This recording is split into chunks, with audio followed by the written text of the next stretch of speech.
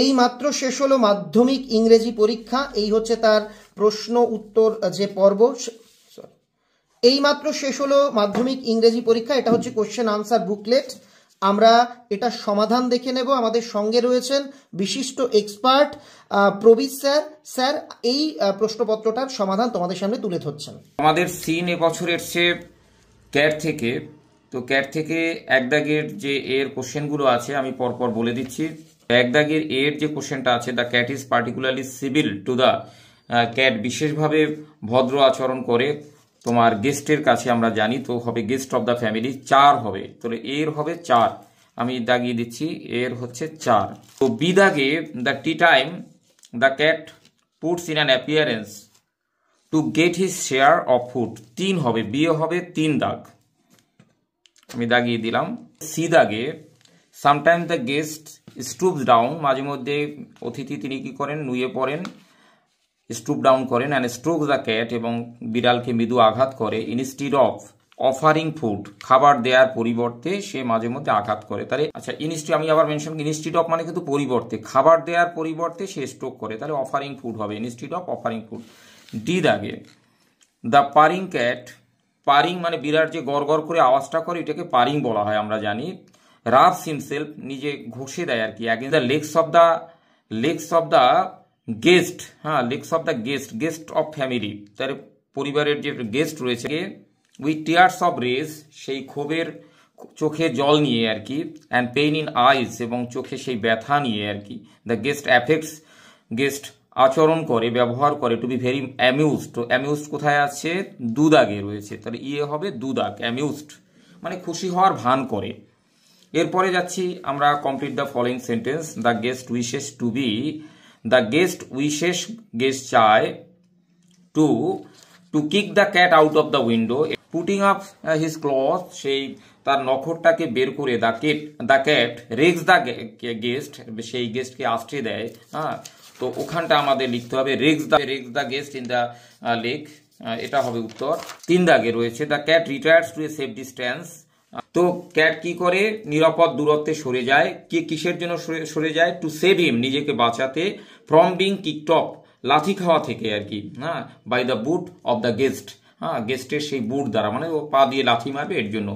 তো সিদাগে রয়েছে আমাদের ট্রু ফলস। সিদাগে দেখো, the guest was amused when the cat raked him in the lake, এটা ফলস হবে। তো আমাদের এটা ফলস হবে, আমি ফলস লিখে দিচ্ছি। সে মোটেই অ্যামিউজড হয় না। সাপোর্টিং হচ্ছে তোমার, ওখান থেকে সাপোর্টিংটা লিখতে হবে। তো with tears of rage and pain in eyes, এইটুকু আমাদের, he affects to be very much amused, তো চোখে জল নিয়ে আর কি সে অ্যামিউজড হওয়ার ভান করে, অ্যাফেক্ট করে, কিন্তু সে অ্যামিউজড হয় না, এখানে একটা ফলস হবে। আচ্ছা, তারপর 2 দাগে রয়েছে ট্রু ফলসে, the family members were not ashamed, family member লজ্জিত হয় না, of the behaviour of the cat, এটা সত্য কথা, তারা মোটেই লজ্জিত হয় না, তারা আনন্দিত হয়, তাহলে এটা তোমার ওয়ার নট অ্যাশেমড, তারা লজ্জিত হয় না, এটা ট্রু হবে। আচ্ছা, 2 দাগে আমাদের কবিতায় ফিরে আসছি। কবিতার 2 দাগের এর question, during his journey the poet ship will be guided by the star, এটা 3 দাগ হবে।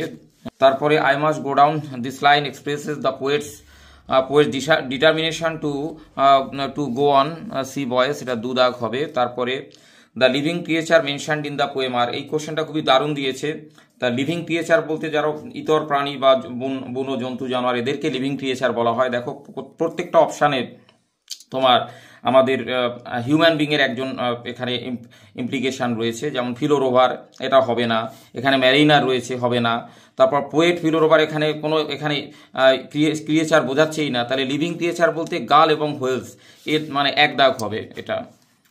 তারপরে 4 দাগে, the poet desires his fellow rover to be in a gloomy mood, হবে না, পেন্সিভ হবে না, রেকলেস মুড হবে না, জয়াস মুড, সে জয়াস মুড পছন্দ করে, এটা 4 দাগ হবে, ডি এ 4 দাগ।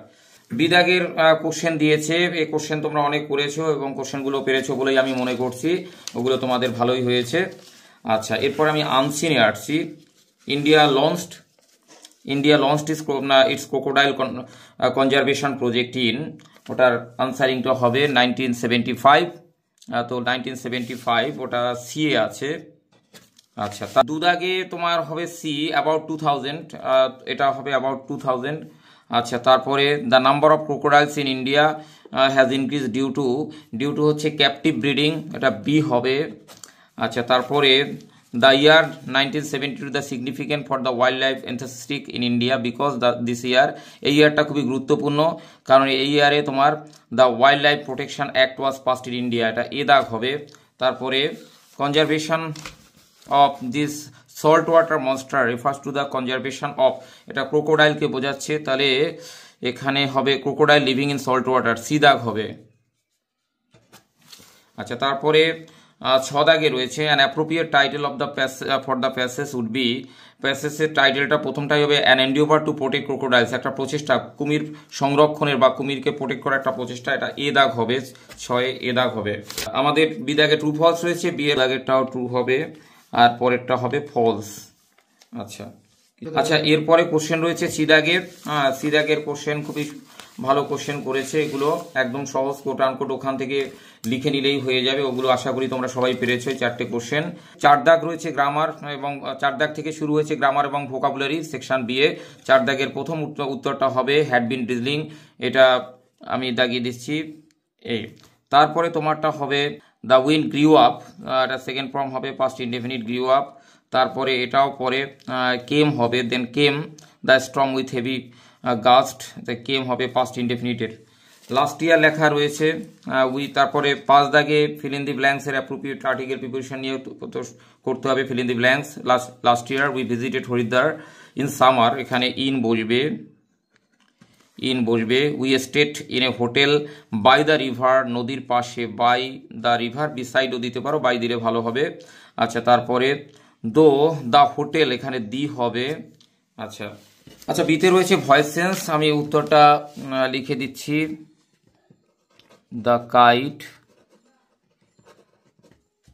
এখানে পাস্ট ইনডেফিনিট রয়েছে তো এর প্যাসিভ হয়ে যাবে was past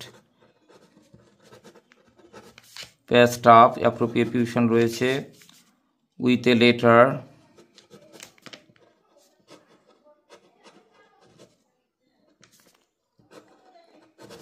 by us, we object হয়ে আস হয়ে গেল।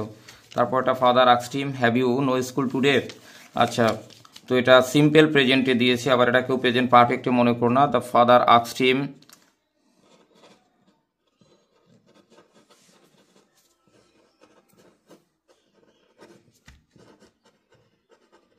তোমরা জানো শুরুতে হেল্পিং ভার্ব থাকলে পরে ইফ বা ওয়েদার দিয়ে শুরু করতে হয়।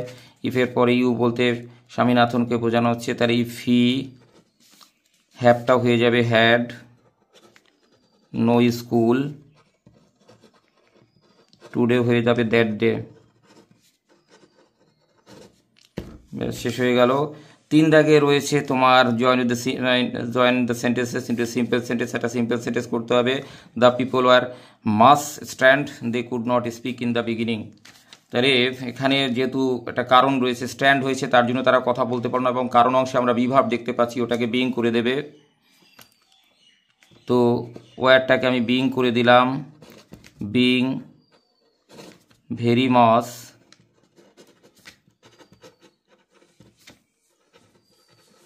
স্ট্যান্ড, কমা দিয়ে ডেটাকে স্পষ্ট করে দেবে, ভিভিড করে দেবে, দ্য পিপল লিখে দেবে,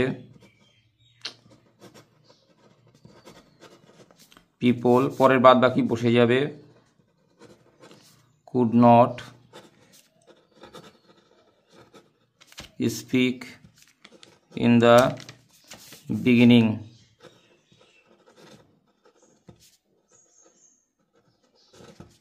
আচ্ছা, তারপরে ফেজাল ভার্ব রয়েছে ডিম্যান্ডেড তোমার হয়ে যাবে কল ফর, এটা যেহেতু সেকেন্ড ফর্ম রয়েছে, ফার্স্ট ফর্ম রয়েছে কল্ড ফর হয়ে যাবে।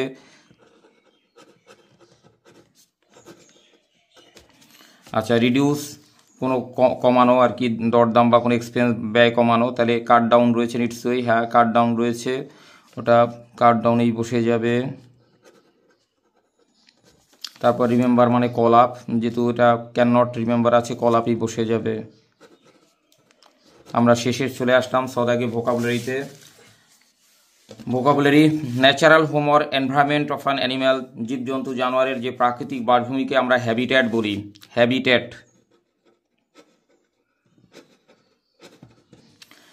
Two bring something back to life, এটাকে রিভাইভ বলা হয়, রিভাইভ। তারপরে important assignment or vocation, objective. Letter দিয়েছে তোমার এডিটরের কাছে, লেটার দিয়েছে complaining about the pollution cause by fire crackers. তো আমরা যে সেই ক্রেকার যেগুলো শব্দবাজি রয়েছে, তুবড়ি টুবড়ি ওই ফায়ার ক্রেকার যেগুলো তোমরা জানো, তার বিষয়ে আমাদের কমপ্লেন করতে হবে, কমপ্লেনিং একটা লেটার লিখতে হবে এডিটরের কাছে। দ্বিতীয়টা দিয়েছে paragraph, advantages of morning walk. তো এটা প্যারাগ্রাফ দিয়েছে, প্যারাগ্রাফ। এবং লাস্টে নিউজ পেপার রিপোর্ট দিয়েছে। আসলে এই একটা ব্যতিক্রম ব্যাপার ঘটেছে, রিপোর্ট পরপর 2 বছর সাধারণত দেয় না, এটা ব্যতিক্রম হয়েছে। তো তবুও আমাদের গত ভিডিওতে বলে দেওয়া হয়েছিল যে যে সমস্ত রাইটিংগুলো বইয়ের শেষে রয়েছে, তো সেগুলো একটু দেখে যেতে, কারণ বইয়ের রাইটিংয়ের দিকে জোর দেওয়া হয় বেশি। স্যারকে অনেক অনেক ধন্যবাদ জানাবো। তো তোমরা অনেকেই জানতে চেয়েছিলে আমাদের সাজেশন বই থেকে কেমন কি এসেছে। তোমরা দেখেছো সিন অংশ তো একদমই এসছে, আনসিন তো কমনের বিষয় না, ওটা প্র্যাকটিসের। এবং রাইটিং কিন্তু দুখানাই কমন আছে, দেখো 3টের মধ্যে 2টো। একটা তোমরা দেখতে পাবে যে morning walk, advantage of morning walk, এটাও ছিল। এবং দ্বিতীয় তোমরা দেখতে পাচ্ছ যে ওই শব্দ, মাইক্রোফোন, লাউড স্পিকার, এই জাতীয় একটা লেটারও ছিল। আর স্যার যেটা বললেন রিপোর্টিংটা কিন্তু, রিপোর্ট রাইটিং যেটা দেওয়া হয়েছে ওটা এবার আনপ্রেডিক্টেবল ছিল। তো যারা প্র্যাকটিস করেছো অবশ্যই তাদের পরীক্ষা ভালো হয়েছে।